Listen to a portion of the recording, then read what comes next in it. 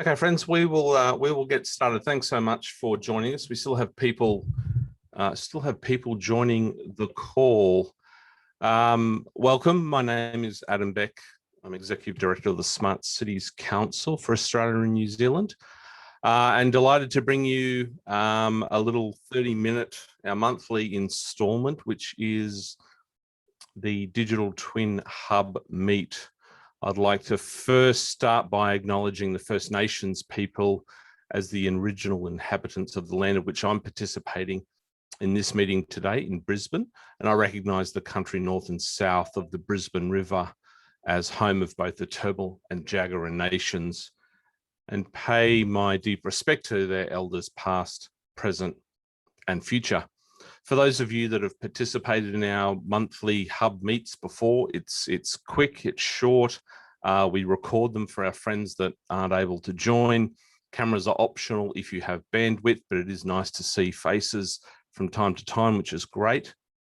If you're not talking or you're in a place subject to background noise, it'd be great to have you on mute. And please feel free to use the chat box at any time to share questions, thoughts, ideas, references, and all like things.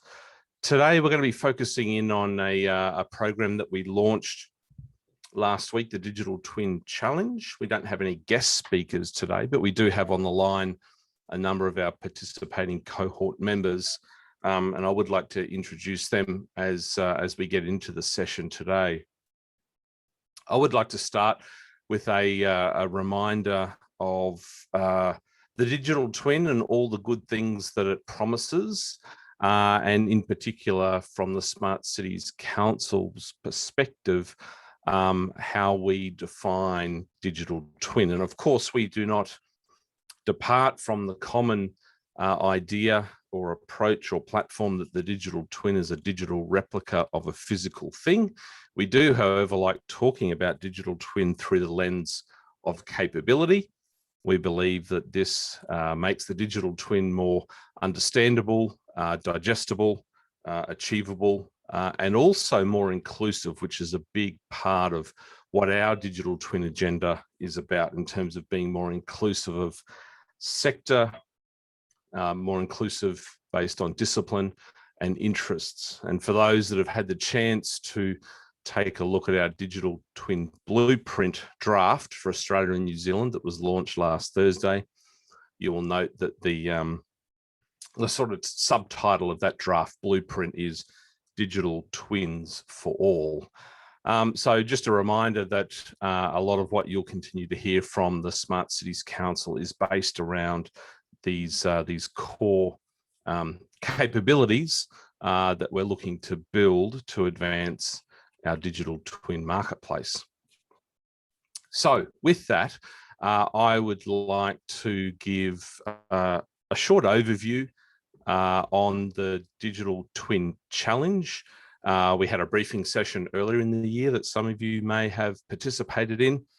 And if you haven't seen the latest news in the Digital Twin Hub, or you haven't been to the Digital Twin Challenge page on the Hub, some of this will be very new to you.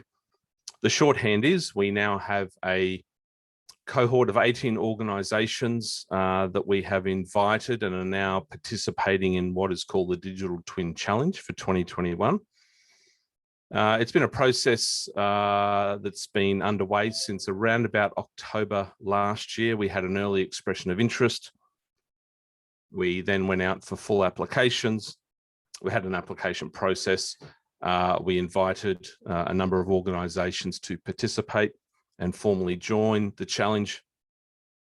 And for the last 2 months, we've been going through due diligence and project scoping. And last Thursday, we announced that the challenge was essentially underway. And in that announcement, we announced and identified the cohort members, the organisations, but also the 13 projects. And we're going to have a little conversation about those 13 projects today. Very keen to share them with you. They're on the screen, and also how we plan to go about doing these projects. Before I do that, what I'd like to what I'd like to do is I'd like to just quickly jump into the participant list here, and I'm going to do some naming and some shaming.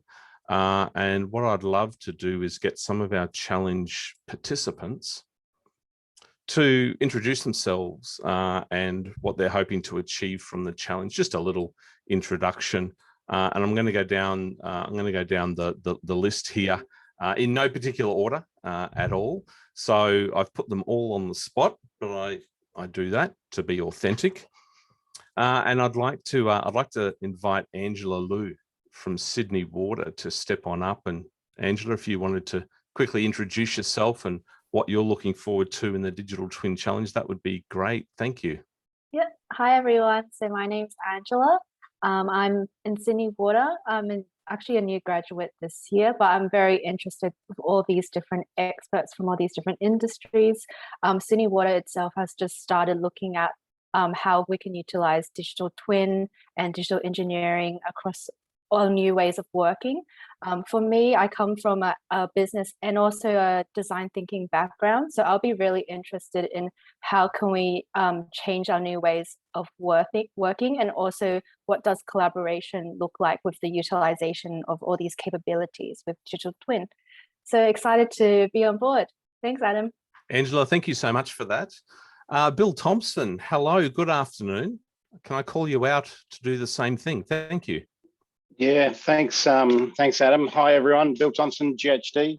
I look after our digital assets and engineering team, as well as part of our digital twin team.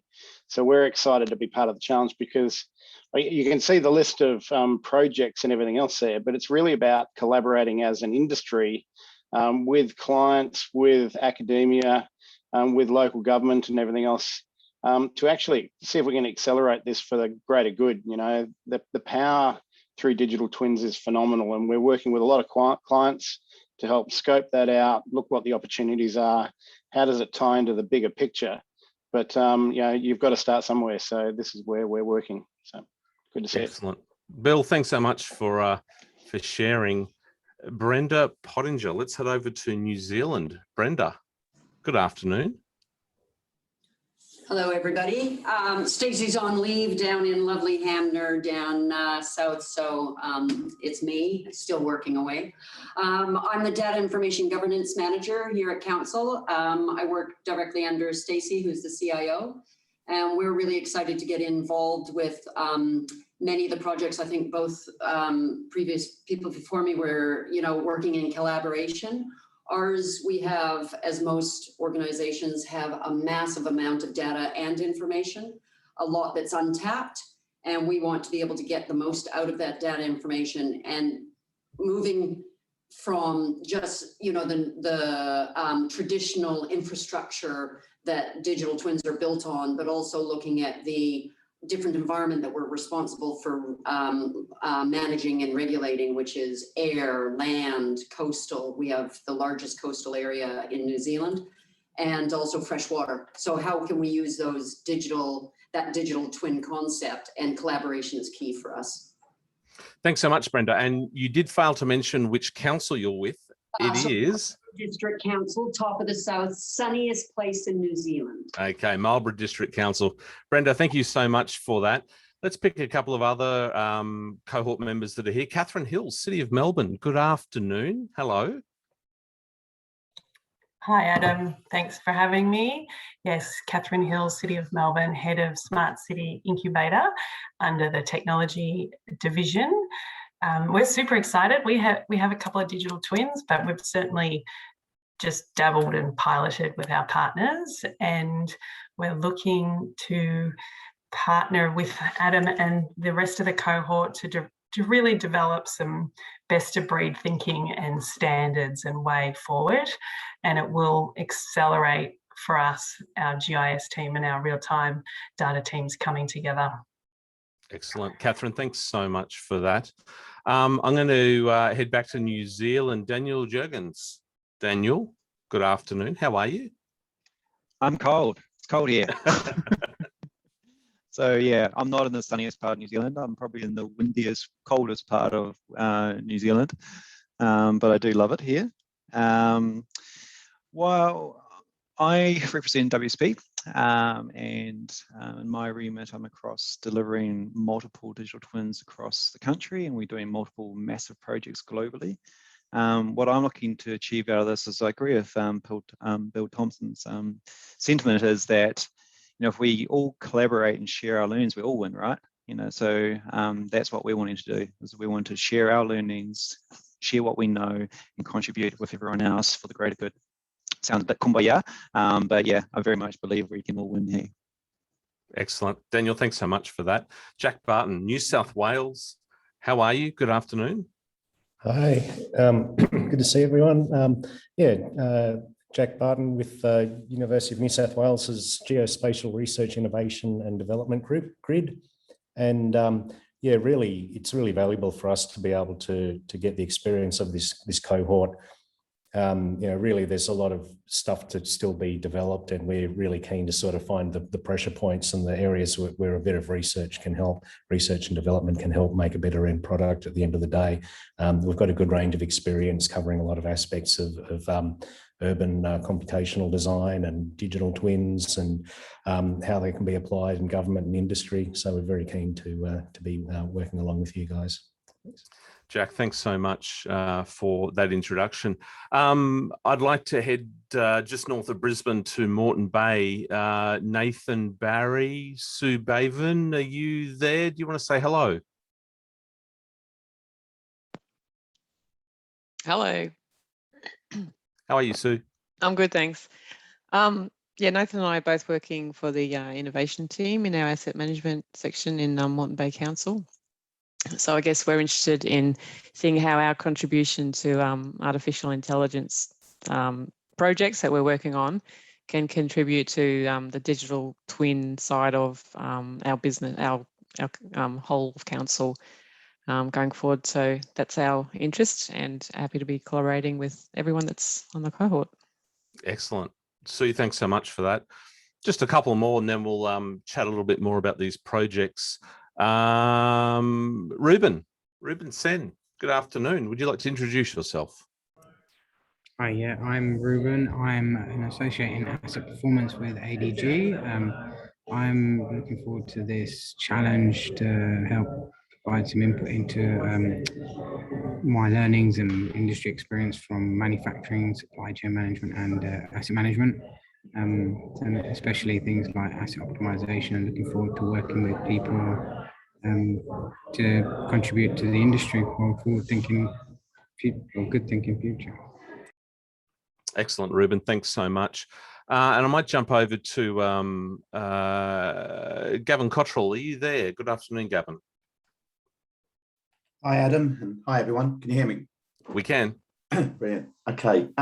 So Gavin Cottrell, I look after PCSG Australia. We've been very lucky through our Australian operations here and in the UK in actually sort of setting policy, developing business cases and strategies, and also implementing digital twin, whether it's for cities, infrastructure projects or governments as well. So we've been really lucky to provide key strategic and technical advisory services, and but I think from my perspective on this, I've got two areas of interest. One is obviously from an industry perspective as a co-chair of the Digital Twin Task Group, and this is a really important challenge, and it acts as a current space in the market where we don't nationally or across the ANZ region provide that sort of ANZ capacity and capability building. And at the moment, everything's quite siloed, whether it's state-based, and there isn't much sort of capacity and capability building. So I think these projects are a fantastic opportunity for us to work together, learn from each other, and really help build capacity and capability in the marketplace within digital twin. Unfortunately, at the moment, digital twin has been described as everything and anything. And I think these 13 projects really provide a fantastic opportunity for us to, as an industry with private, public, academia, to work together help build a marketplace for our region. And of course, from PCSG, like we're going for 4 projects, and there's going to be 4 key individuals that are going to be working together. And yeah, we're really looking forward to working with everyone, but also more importantly, learning. And I think that's going to be a key point for us. So yeah, really looking forward to it all. Thanks, Gavin. And I know I've got a couple of other cohort members on the line, but we'll keep moving. I note Shane Riley from Sydney Water is on the line. I've also got Martin Rose and James O'Brien. So team will certainly make sure that at our big reveal webinar introducing the cohort next month, we'll have more introductions. So with that, for those that have joined the hub meet today, a little bit of an introduction into sort of who's engaged, some of the cohort members, particularly highlighting, I suppose, the diversity of sector, the diversity of interests and disciplines. And I think when you look at the screen here, where you look at the 13 projects we've got, we're covering a lot of territory, both in the built and natural environment. That's the focus of the challenge, advancing digital twin capability in the built and natural environment.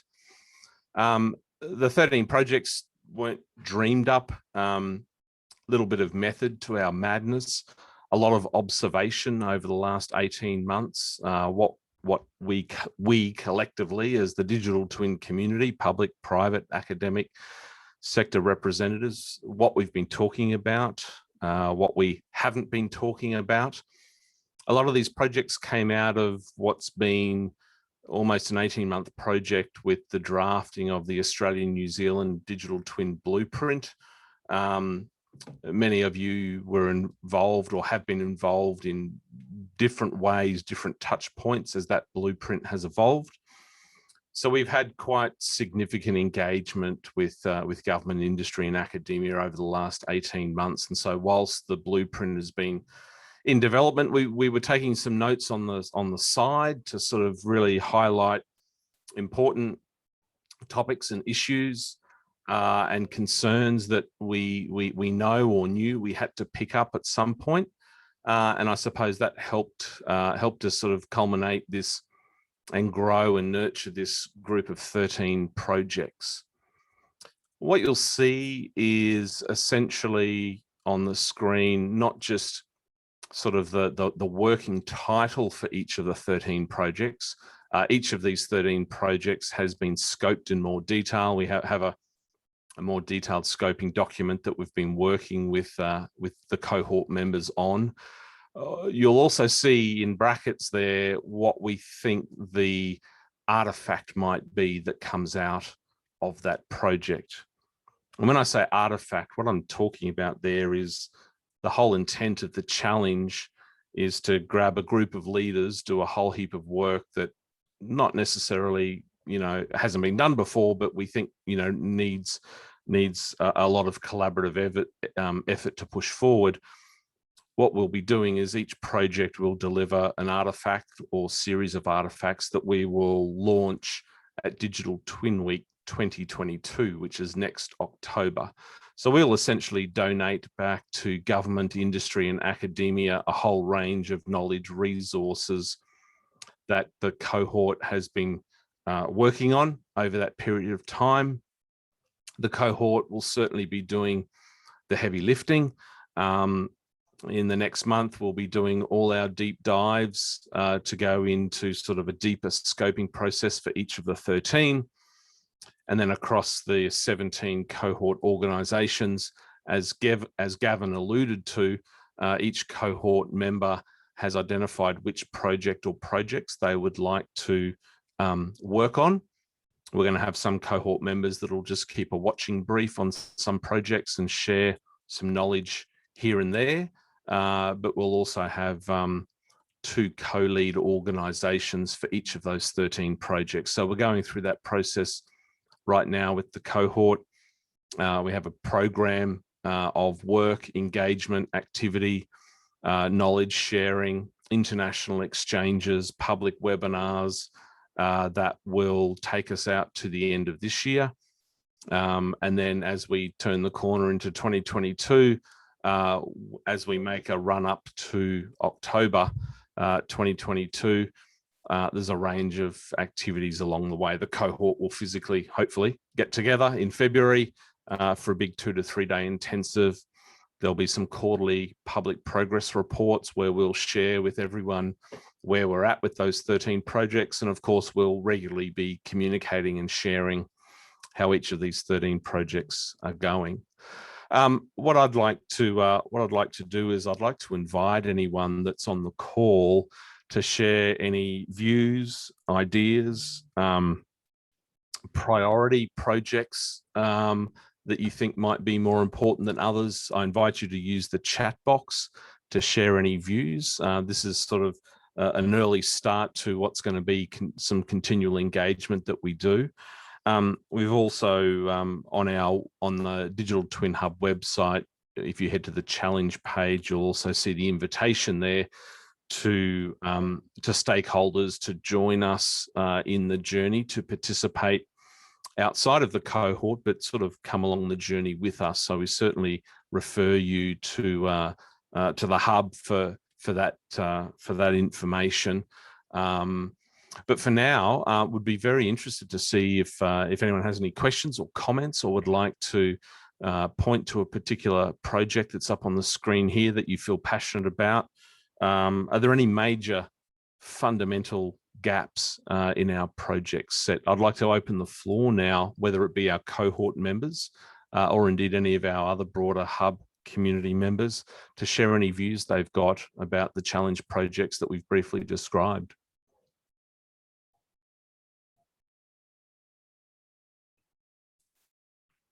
Feel free to use the chat box as well if you don't want to speak up. Hi, Adam. It's Magdy here. Hey, Magdy. How are you? Good, good. My main experience with the digital twin is in the obviously the town planning and design area, where my last project, which was a total new city in the Middle East, I partnered with the company called Hochtief, which is a German company, very advanced in digital. And they developed a platform for me where by every new building that's being designed for the city forever after has to be done in 3D digital twin, and we called it build it digitally first.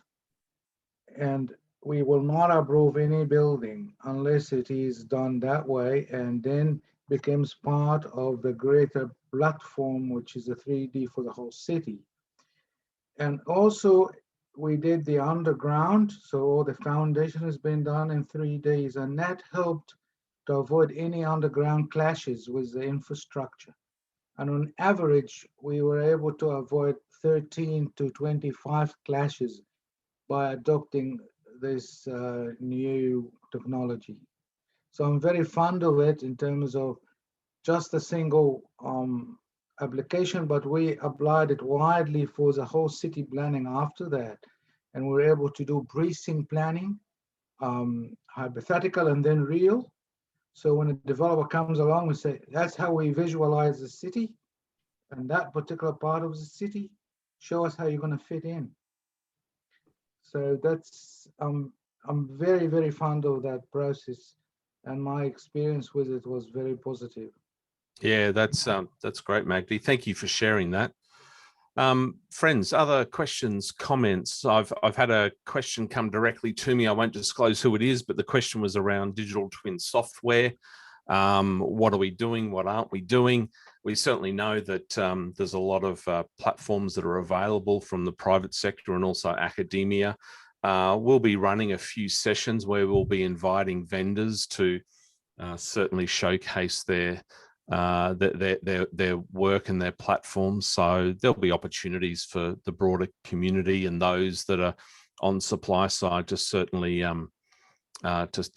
sort of share the capability. Now, we acknowledge that sort of people are the critical enabler to the digital twin. We also know that technology and data also is sort of part of the heartbeat as well. So we want to make sure we've got a good balance there. I've had a great question come in to me directly around alignment with the UN Sustainable Development Goals. We'll be doing a full piece around that. That'll, of course, feed into project number 6, which relates to creating a template for sustainability strategies and digital twins. So a great pickup there from one of our participants. Questions, comments, reactions to these projects, friends? I've had a question. Mel from Oricon. Yes, Mel. Hello. I was going to say that's actually number 6 is the one that I'm particularly interested in seeing the outputs for. I think that's a really exciting one for us, not just as an industry, but as a nation, to be honest. So yeah, I think there's some of those elements in other projects have been done, but it would be great to see those scale up. But to see, I think there'll be an opportunity to see some real positive movement in number 6. So that one's a standout for me. Yeah, absolutely, Mel, and the cohort are very, very keen to see that as well. What I'm keen to see is getting to hopefully a place where we can we can sort of build up the digital twin as a capability of accelerating outcomes. You know, you've heard me say it before. Most people on the call, 3,400 days till it's 2030. So, how do we really save a lot of time and a lot of money to get those outcomes in the SDGs quicker? So personal favorite of mine indeed. I've had a question come in here around risk framework, risk management associated with digital twins. How about the impact on public and culture? When we go into our cohort deep dive sessions in the next couple of weeks, I'm sure that risk is certainly going to come up. We've actually identified 3 clusters that will cluster all 13 projects. There's going to be a lot of commonality across a number of the projects. The knowledge resources, the artifacts will be a bit different from project to project, but we certainly identify that there'll be commonalities, and I'm sure that risk, sustainability, place, privacy, and other things will be will certainly be common. Question here from Jasmine from Jacobs, new to the forum. Where do the standards formulation fit in the challenge? Yes, I'm a fan of standards. Jasmine, if you head to the blueprint, the draft blueprint released last Thursday, you will see some ideas that we've recommended around a series of standards for Australia. As we know, Standards Australia has a digital twin standards working group that's advancing in sort of under and within the ISO framework, where there's a number of core standards being developed at the moment. BSI is doing its stuff, so there's a lot of stuff happening around standards. We're monitoring it closely. And we also have a US international exchange and a UK Europe international exchange that we'll do with the cohort. And we'll certainly be using standards having standards as one of our key agenda items. So don't you worry, we will certainly be embracing and embedding that as much as possible. Sahil says, I'm wondering if digital twin maturity is seen in any of the 13. That's a really good one, Sahil. I imagine that'll certainly come up in items or projects 1 at least, 4. It'll be critical to 8. There'll be a module around maturity, and you'll also see in the draft blueprint that we also have some comments in there. So digital twin maturity will certainly feature. Simona, you've got your hand up. We might take this as the last question before we end the meet today. How can we help? Yeah, thank you so much for the presentation and for the updates. My name is Simona. I'm currently a senior lecturer at the University of Technology Sydney, leading this Future Mobility Lab. Definitely, digital twin is one of our major central focus. The question is, for academics, how can we get involved in the 13 projects, and what is the funding mechanism behind this? Thank you. Yes, if you head to the Digital Twin Hub, digitaltwinhub.global, there's a Digital Twin Challenge Digital Twin Challenge page. There's a link there where you can go into an EOI portal. So that's the answer to your first question. In terms of how this challenge has come about in terms of its sustainability and its funding, the cohort participants pay a participation fee. It's a real project. We're managing it.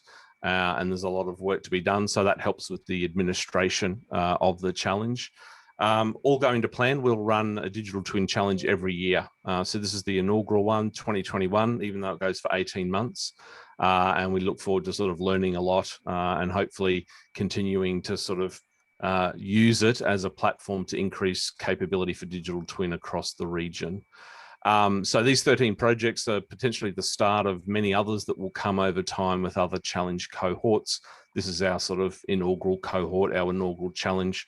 So really look forward to engaging further. But Simona, the best thing to do is head to the hub. All the updates will be there. Friends, with that, it's 2 past the hour here. The Digital Twin Hub Meet is a monthly, very quick 30-minute get together of sort of the digital twin community. So we will call things to a close. Just a reminder, if you head to the hub, Digital Twin Week 2021, the structure program is up, registration is open. It's a bumper program this year. We've actually got now 25 sessions across 5 days.